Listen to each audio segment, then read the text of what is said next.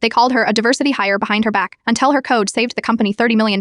I first met Maya during new hire orientation at FinTech Manjing. We were both fresh computer science graduates excited to land jobs at one of the fastest growing financial software companies in the country. The whisper started her first week. She only got hired because she's a woman in tech. I overheard a senior developer say in the break room, classic diversity hire. Watch, she'll be struggling to keep up within a month. Maya heard it too. I could tell by the way her shoulders tensed whenever she entered a room full of the dev team. But instead of confronting them, she just put her headphones on and coded twice as hard. Our first major project was Unvicinate, the transaction verification system. Minus the core of our company's financial software, it processed millions of transactions daily, each requiring multiple security checks that slowed everything down. The system had been built years ago by the company's coding legends, and no one dared to suggest major changes. During a team meeting, Maya quietly raised her hand. I think I found a better approach, she said, her voice barely audible over the ambient office noise. The tech lead, James, didn't even look up from his laptop. Let's stick with proven methods, he replied dismissively. We can't risk experimental solutions on our core system. That night, I stayed late and found Maya still at her desk, eyes fixed on her monitor. What are you working on, I asked. A parallel processing algorithm that could cut verification time by 80%, she said, not looking away from her screen. James wouldn't listen, but I know it works. For 3 weeks, she built a prototype on her own time. When our deadline approached and the team's proven methods were only delivering a 5% improvement, our CTO demanded better results. We might need to hire consultants, James suggested, looking defeated. Actually, Maya's voice cut through the panic. I've been testing something. The room fell silent as she pulled up her code and ran a demonstration. Transaction verification times dropped from seconds to milliseconds. The system could handle triple the volume with half the server costs. The CTO's jaw literally dropped. How much testing has this undergone? I've run it against 3 years of transaction data, Maya replied. It handles every edge case in our documentation plus 17 untenable ones I discovered. Within a month, Maya's algorithm was implemented company-wide. It cut our cloud computing costs by $30 million